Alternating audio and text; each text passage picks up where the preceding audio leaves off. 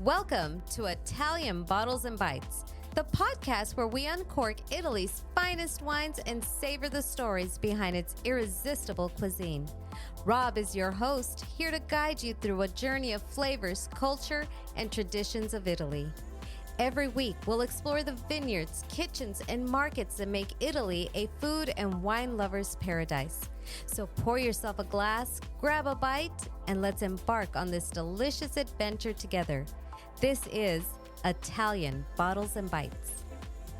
Hey everyone, welcome back to the podcast. Thanks so much for stopping by. Going to talk all about what I think is the world's, that's right, I said it, not just Italy's, but the world's greatest wine grape.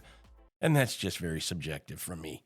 But I love Sangiovese, and that's our topic for today's podcast. But before we jump into this, I need to give a big thank you to all the listeners. We really appreciate everybody who listens to the show from all over the globe. It really means a lot to us. I also want to say, if you haven't already subscribed or followed the podcast, if you could do that, and even more so, if you could leave us a review. Wherever you listen on any platform, reviews really help us in the algorithms to get the show out to more people to find it and listen to our episodes, and we really appreciate that if you could do it. I also want to say that if you'd like to reach out and contact me or the show or communicate through social media, all of the links, all of our website, emails, all that's listed in the show description.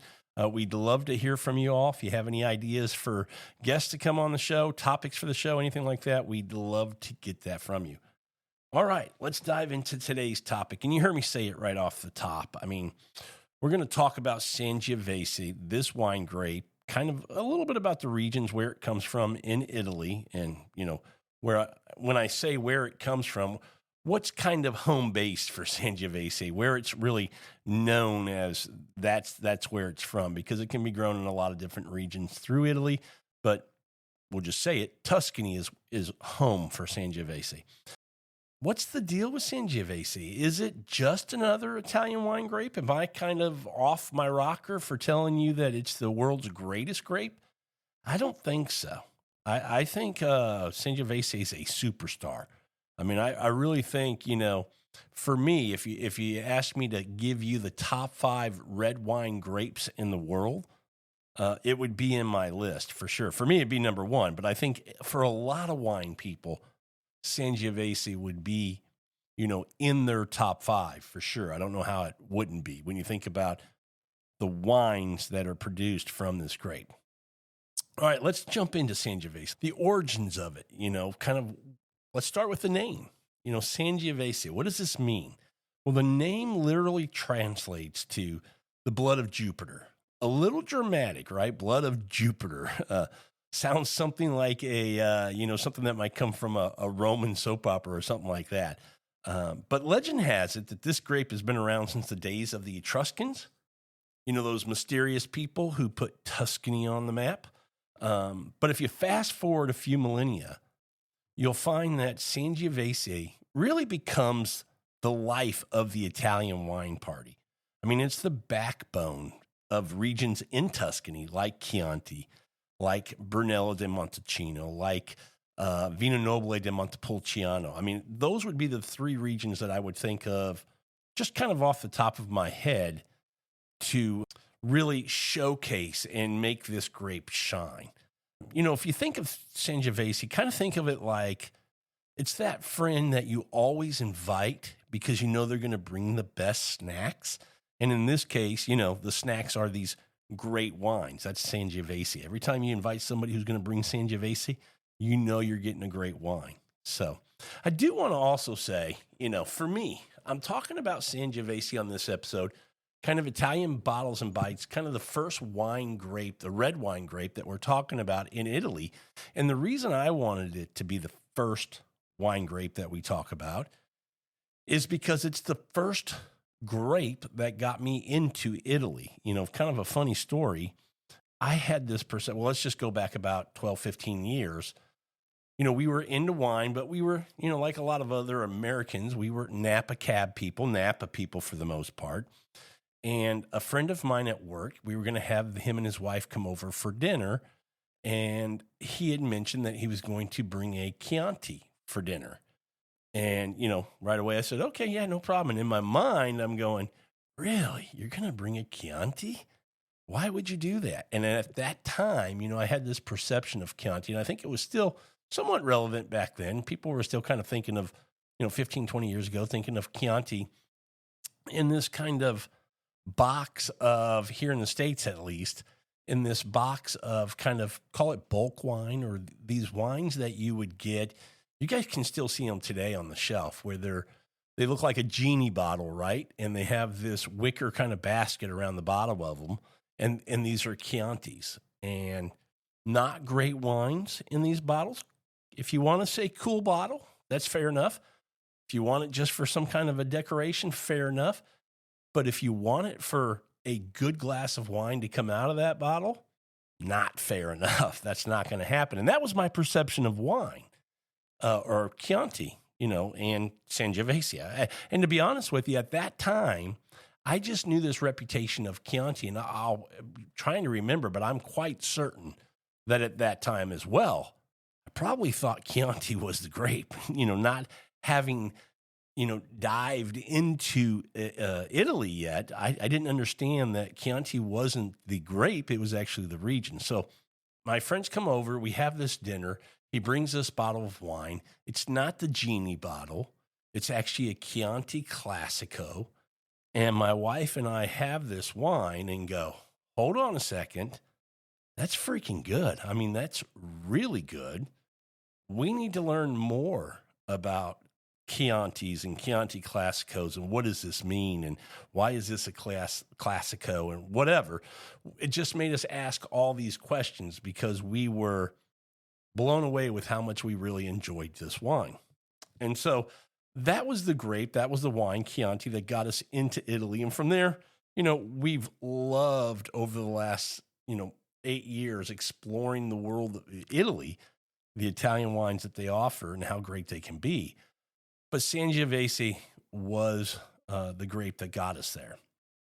I will also say, as we've explored, there's some wonderful grapes in Italy. I mean, some fantastic wines made from some wonderful grapes. I think of, obviously you would go to Barolo, right? And Barbaresco with the Nebbiolo grape.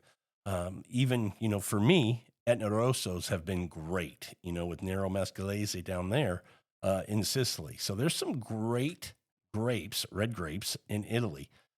But man, we have not found anything that has captured our hearts, our palates, the way Sangiovese has. I mean, we just absolutely love it. So just a little background there. That's why we're starting with this grape. And I think for a lot of people, when you think about, exploring the red wines of Italy, I think Chianti is what most people have first. And we're going to do some episodes specifically on Chianti, specifically on Brunello di Montalcino and some other regions.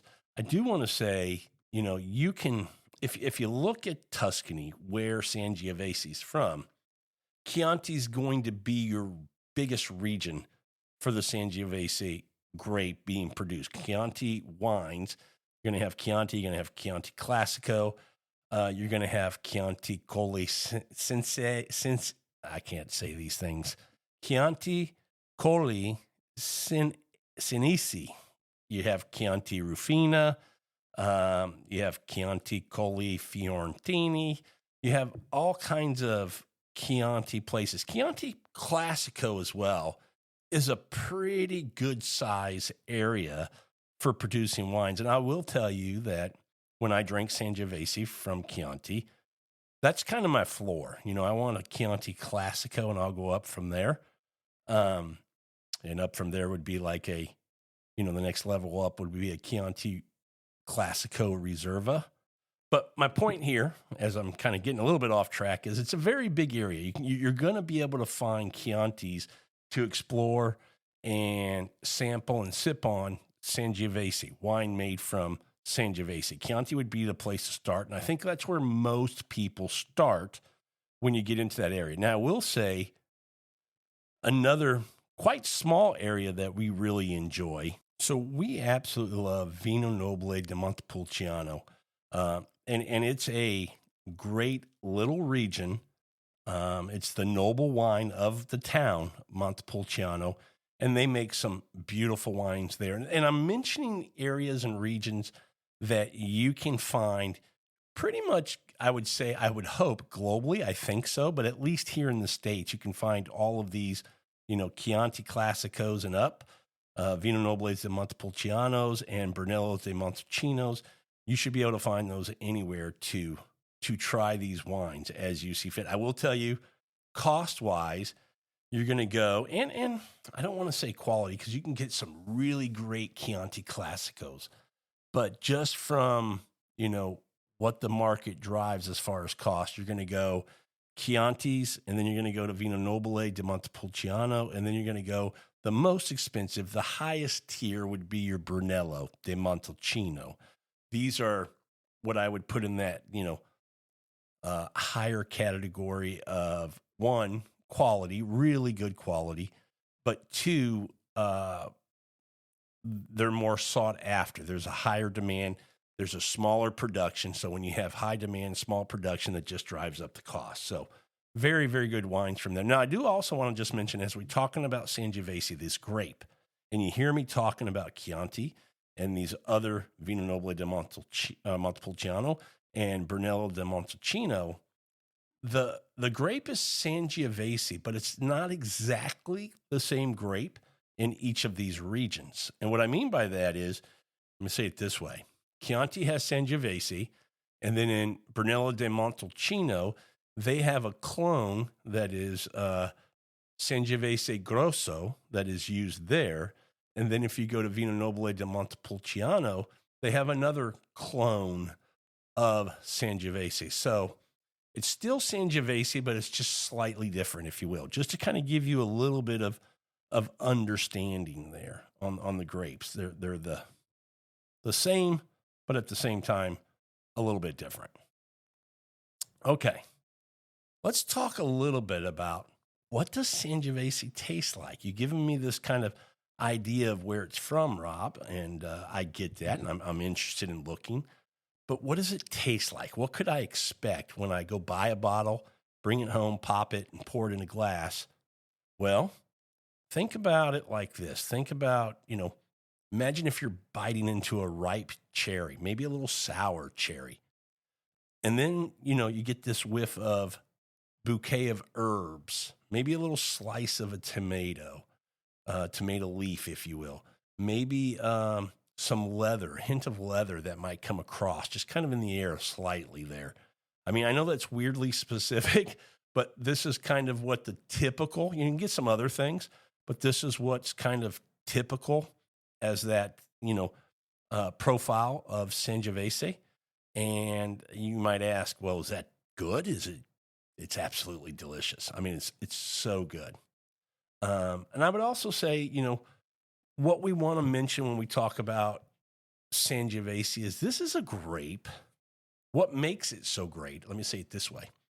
What makes this grape so great is that it's a red wine grape that has high acidity, still with some very firm tannins, which basically means it's the overachiever in the wine world. It really is. It's bold enough to stand up to a juicy steak, but man, it's chill enough to hang out with a plate of spaghetti. I mean, it really is. Any kind of red sauced pasta dish that you might want to have, this is going to go great with it. I mean, it's great with pizza night. I mean, it's just a very versatile food and wine pairing. Sangiovese with food. It's so versatile, goes with so much. And I'll tell you, in our house, we have to kind of push back sometimes on Sangiovese. What I mean by that is, so often we're making something and we go, well, what should we open? Sangiovese.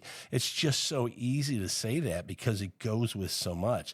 Sometimes we have to force ourselves to go, hey, let's drink this instead, or let's go to this region or this country and try something different. We just always seem to be coming back to Sangiovese from one of those regions. We just really enjoy those wines. And the other thing I would say is the value. When you can get high quality wines that are so versatile, so food friendly, at a really good cost. And just to give you some kind of perspective there, you can get a fantastic Chianti Classico for about $20. A Reserva, you might be up around $25. So absolutely fantastic on those wines as far as price to quality ratio. When you get into Vino Nobile di Montepulciano, you're going to be in that, let's just call it $25 to $35 range. And then when you get into Brunello's, Brunello di Montalcino, you're going to be in that, let's just call it 40. And we're talking about, where you can get really good bottles, 40 to 45 entry level to call it 60, 65 for a fantastic bottle. Now, obviously, in all of those categories, you can go higher than that, but that's a window price-wise that you can live in those categories and get some fantastic wines. So as far as quality to price, it's hard to beat Sangiovese's coming out of Tuscany. It really is. Now, we're talking about Tuscany. I'll tell you, Sangiovese around the globe is becoming more popular. I said it if you listen to the last episode when we were talking about white wines of Italy. I mentioned it about Fiano. The greatest form of flattery is is impression, right? Or to take what you have and try to do it myself. And that was true with Fiano in that episode, but it's also true here with Sangiovese. A lot of countries around the world that are now trying to, and I'd say 15 years ago, you didn't hear of, a lot of Italian wine grapes in other countries. Obviously, the Bordeaux grapes were everywhere when we talk about Cab and Merlot and Petit Verdot and all of those, from the Bordeaux blends were everywhere.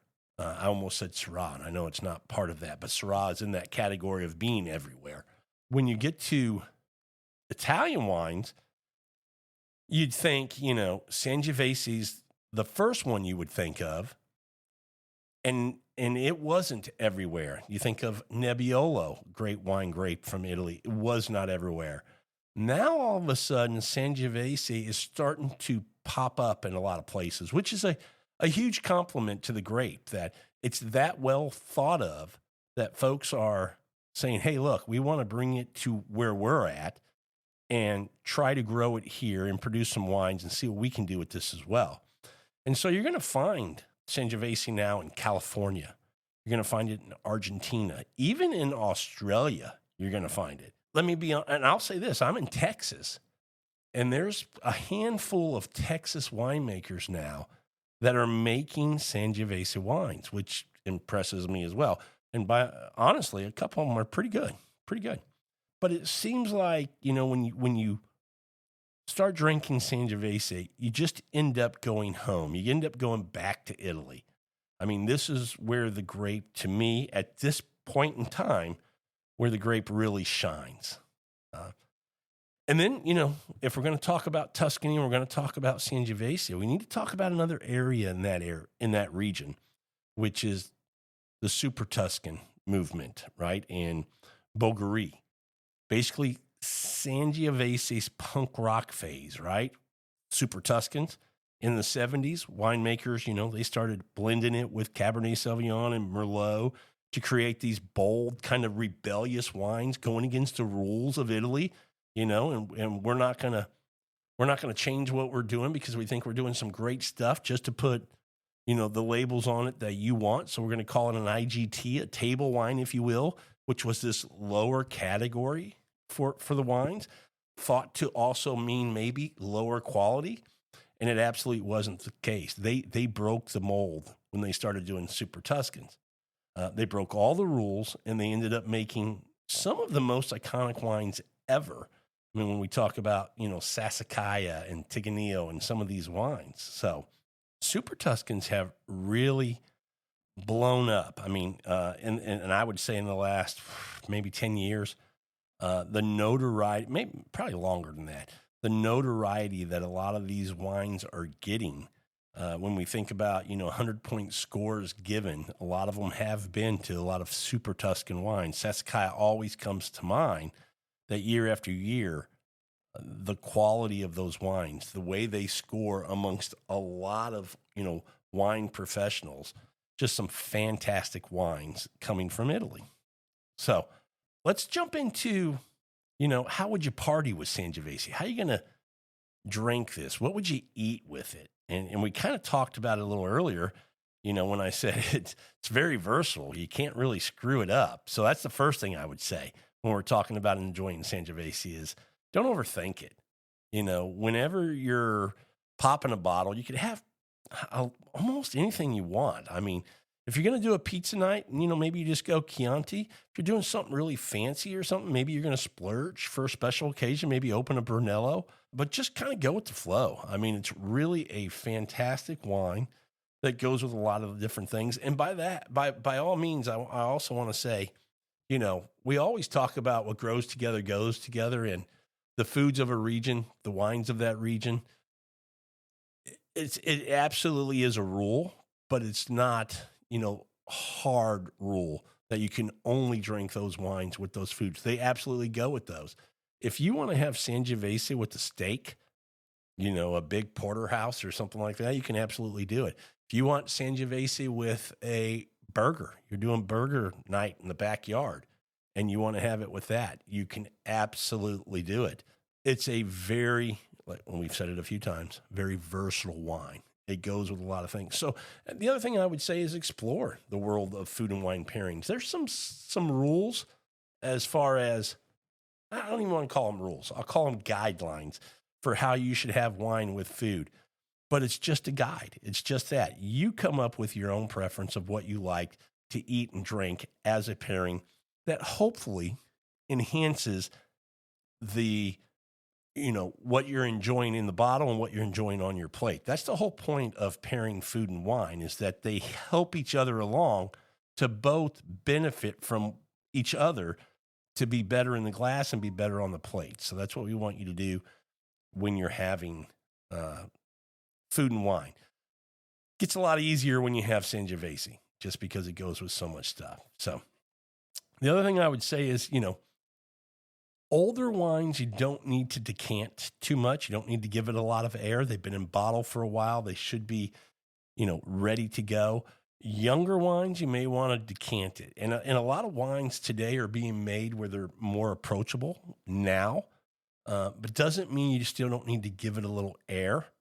And by decant, for me, a lot of people might say, well, I need to go buy this jug or something like that. I would, and I say jug, decanter, I'm just being funny.